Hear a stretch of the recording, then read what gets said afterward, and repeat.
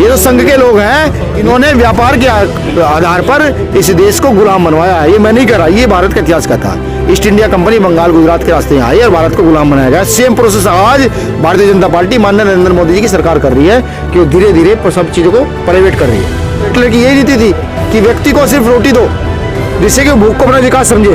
देश के प्रति जरा सी भी मन में इतनी सी भावना है तो बीजेपी और आरएसएस को खच कर लात मारो।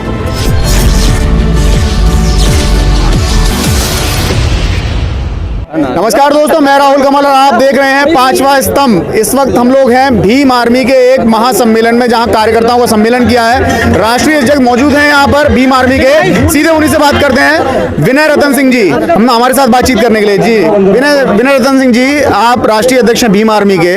आज यहाँ कार्यकर्ता का सम्मेलन हुआ है, तो फिरोजाबाद और बाकी सारे जो उत्तर प्रदेश के जिले हैं, सभी जिलों में आप चुनाव में उतर रहे हैं। हाँ जी, बिल्कुल उतरेंगे। देखिए, हम लोकतांत्रिक लोग हैं, संविधान में विश्वास रखते हैं।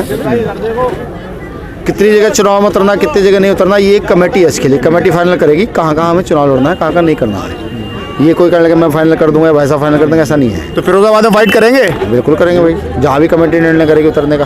तो क्या रणनीति रहेगी ये उत्तर प्रदेश में? इन दोनों सरगर्मी बहुत तेज है।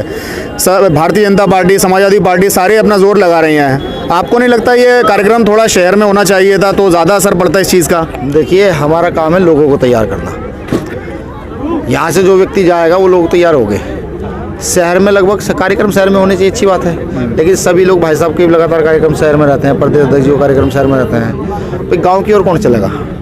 भाई कोई व्यक्ति हम तक नहीं पहुँच सकता, तो हमारा फर्ज है मुझ तक पहुँचें, उसको जागृत करें, उसके बाबा साहब अम्बेडकर, फूले पेरियार की विचारधारा से अवगत कराएं। तो वही हमारा काम है, वो हम कर रहे हैं। तो आज़ाद समाज पार्टी के जो राष्ट्रीय अध्यक्ष हैं चंद्रशेखर जी, वो अभी नहीं आएंगे? वो अभी कब चुनाव का कमान कब संभालेंगे? देखिए, सब लोग, हम लोग जितने भी साथी हैं, सब लोग तमाम अलग अलग जगह काम कर रहे हैं, क्योंकि चुनाव के साथ साथ हमारे पास एक दूसरी जिम्मेदारी भी है। पूरे देश के अंदर जहाँ भी एट्रोसिटियाँ होती हैं वहाँ हमें जाना पड़ता है। कारण ये है कि मौजूदा जो सरकार है वो मनु के आधार पर सिस्टम चलाना चाहती है, और हम सिस्टम चाहते हैं कि सिस्टम संविधान के आधार पर चले।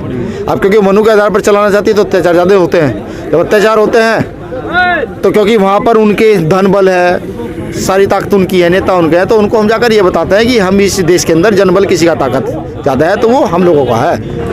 प्रदेश अध्यक्ष जी, एक चीज़ ईमानदारी से बताइएगा, आपका सीधा सीधा मुकाबला सत्ताधारी दल से है या बहुजन समाज पार्टी से है? देखिए, मुकाबला हमारा जो है ना किसी से नहीं है। जो सामंती ताकतें हैं, जो पूंजीपति ताकतें हैं, जो इस देश में भूखों को और भूखा बना देना चाहती है, जो इस देश में मजबूरों को और मजबूर बना देना चाहती है, हमारी सीधी सीधी लड़ाई उनसे है। ठीक, और आप मौजूदा जो सरकार है, मैं ये कहूँ कि डायरेक्ट लड़ाई उससे है। उसने अभी लॉकडाउन के अंदर लोगों को भूखा बना दिया, नोटबंदी की, जीएसटी लागू की। भाई इससे गरीब को क्या फ़ायदा, क्या नुकसान हुआ? गरीब तो और गरीब हो गया। गरीब के लिए ऐसी कौन सी योजना चली जिससे कि उसको रोटी मिल सके? देखिए, देश की व्यवस्था छिन्न भी नहीं कर दी गई है। बीजेपी बांट रही है, सबको अलग अलग कर रही है बीजेपी। देखिए, देश की व्यवस्था छिन्न भी हो चुकी है। देश को पुनः गुलाम बनाने का तरीका इजाद हुआ। ठीक उस प्रकार जब देश में रियासतें थी, इन रियासतों को इकट्ठा कर सरदार वल्लभ भाई पटेल ने एक सामूहिक राष्ट्र बनाया था।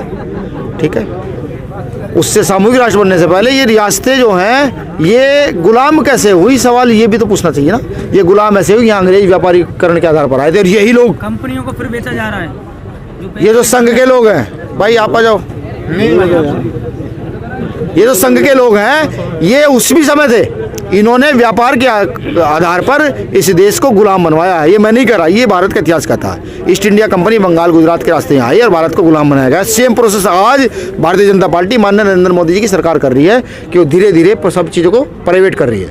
अब यहाँ पर काले अंग्रेजों का शासन ये व्यवस्थित कर देना चाहते हैं, सेम हिटलर की तरह। हिटलर पढ़ने का किसी को मौका मिले तो हिटलर की यही नीति थी कि व्यक्ति को सिर्फ रोटी दो, जिससे कि भूख को अपना विकास समझे। तो वही तो इन्होंने किया है। अब ये बातें हमारी तो समझ आती हैं, अब हम आम जनता को जाकर समझा रहे हैं कि अगर गुलाम होना है, मैं यहाँ की उन जातियों को भी समझाना चाहता हूँ जो हमारे सदियों से जिन्होंने हमारा शोषण किया है, कि अगर देश के प्रति जरा सी भी मन में इतनी सी भावना है तो बीजेपी और आरएसएस को खच कर लात मारो। ये देश को गुलाम बना रही हैं और देश को गुलाम बना करके ये पूंजीपतियों के हाथ में सौंप देंगी, और इस देश का गरीब वर्ग, इस देश का वो वर्ग जो सदियों से शोषित रहा है वो और ज़्यादा शोषित हो जाएगा, और वो वर्ग भी जो आर्थिक तौर पर मजबूर है वो और मजबूर हो जाएगा। क्या लगता है आपको साथ मिलेगा पूरा प्रदेश में आपको? देखिए, साथ तो बहुत मजबूती से मिल रहा है साहब। कहाँ नहीं मिल रहा साथ बताइए। कोई एक ऐसी क्षेत्र ऐसी जगह बता दीजिए जहाँ आपको लगता है हमें साथ नहीं मिलता, हम पहुँचते हैं वहाँ और आपको साथ लेकर चलेंगे, बताएंगे साथ मिल रहा नहीं मिला। हम तो साथ रहेंगे। फील्ड वर्कर हैं हम, तो फील्ड से फील्ड भी करा देते हैं। जी जी, तो गठबंधन होने जा रहा है कहीं कि अकेले लड़ेंगे? देखिए ये भी कमेटी तय करेगी, अभी कोई तय नहीं है। अभी कमेटी बता देगी मीडिया के माध्यम से। भाई चंद्रशेखर आजाद जी इसका अनाउंसमेंट करेंगे। मैं एक सामाजिक संगठन का राष्ट्रीय अध्यक्ष हूँ, वो एक राजनीतिक पार्टी के राष्ट्रीय अध्यक्ष हैं, तो राजनीतिक सवाल जो है ना वो तो उनसे के साथ। चलिए, ये थे हमारे साथ राष्ट्रीय अध्यक्ष जी।